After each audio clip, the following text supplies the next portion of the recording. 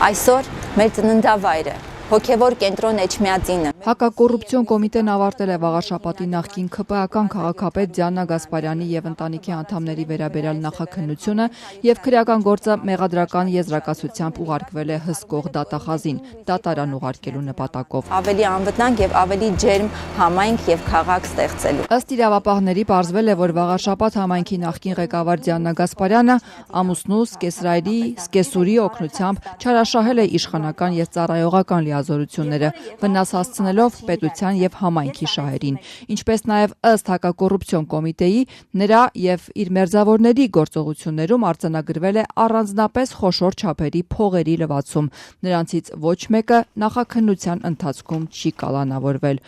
Ոչ Դիանա Գասպարյանը, ոչ նրա ամուսինը եւ ոչ էլ Սկեսրայրը այսօր չպատասխանեցին ազատության զանգերին։ Չհաջողվեց պարզել նրանց դիրքորոշումը մեղադրանքի առնչությամբ։ Կարճ տևեց զրույցը Սկեսրոջ Ռուզաննա Ասատրյանի հետ։ Ալո, բարև ձեզ, ես Տիկին Ասատրյանի հետ եմ խոսում։ Ձեզ Ազատություն ռադիոկայից են անհանգստացնում։ Իմ անունը Անուշ է Մկրտչյան։ Տարվա սկզբին Ազատությունը բացահայտել էր, որ Դիանա Գասպարյանը 13.6 միլիոն դրամի պայմանագիր էր կնքել իր Սկեսրայրի անհատ ձեռնարկատեր Աշոտ Միրզոյանի հետ, նրանից սեղմված բնական գազ գնելով համայնքի համար։ Ավելի վաղ նրա ամուսնու ծնողները հայտնվել էին վաղաշաբաթում ապօրինի շինարարություն իրականացնելու սկանդալի կենտրոնում։ Սրան զուգահեռ պարզվել էր, որ Դիանա Գասպարյանի ՔՊԱ-ական ամուսնու ավականու անդամ Արամայիս Միրզոյանի հայտարարագրում էական անհամապատասխանություններ կան նրա եկամուտների եւ հայտարարագրված դրամական միջոցների միջև։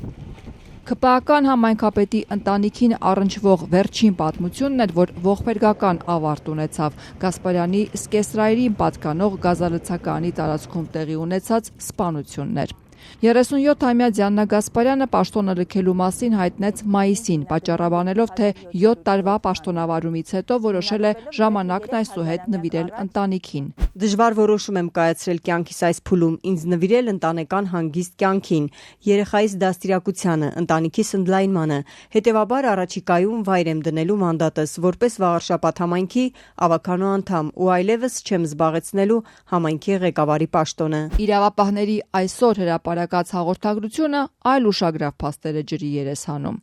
Հակակոռուպցիոն կոմիտեից տեղեկանում ենք, որ Գասպարյանը նպատակ է ունեցել Էջմիածին քաղաքի Տերյան փողոցում գտնվող համայնքին պատկանող հողամասը դարձնել ընտանիքին պատկանող։ Այդ նպատակով կազմակերպվել է ձևական աճուրդ, որտեղ համայնքապետի ամուսնու հոր հանձնարարությամբ եւ ֆինանսավորմամբ նրա հետ փոխկապակցված անձը մասնակցել է աճուրդին եւ 2022 թվականին ճանաչվել հաղթող որպես միակ մասնակից։ Արդյունքում շուրջ 189 միլիոն դրամ շուկայական արժեք ունեցող հողամասը օտարվել է ավելի քան 3.5 անգամ ցածր գնով, մոտ 52 միլիոն դրամով։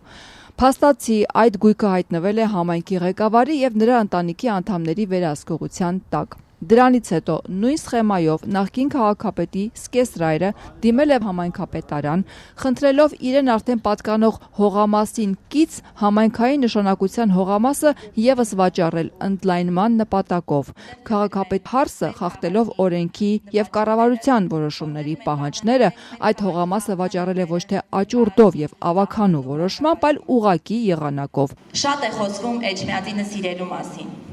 Կարծում եմ չեն սիրում բառերով,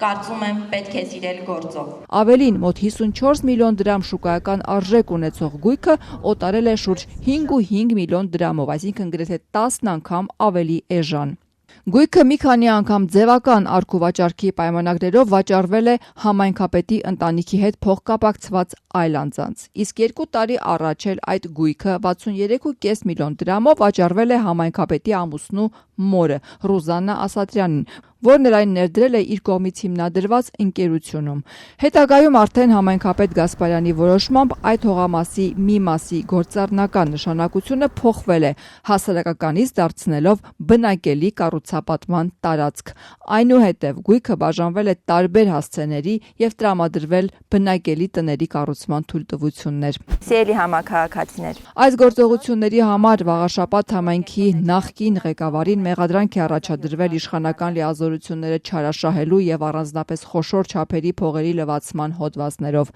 Գասպարյանին օժանդակելու եւ փողերի լվացման համար մեղադրանք են առաջադրվել նաեւ ամուսնուն եւ ծնողներին։ Նախկին համայնքապետի ամուսնուն մեղադրանք է առաջադրվել նաև առանձնապես խոշոր չափերի գույքը հայտարարագրերում չներկայացնելու համար։ Դիանա Գասպարյանին առաջադրված հոդվածներով մինչև 12 տարվա ազատազրկում է նախատեսված։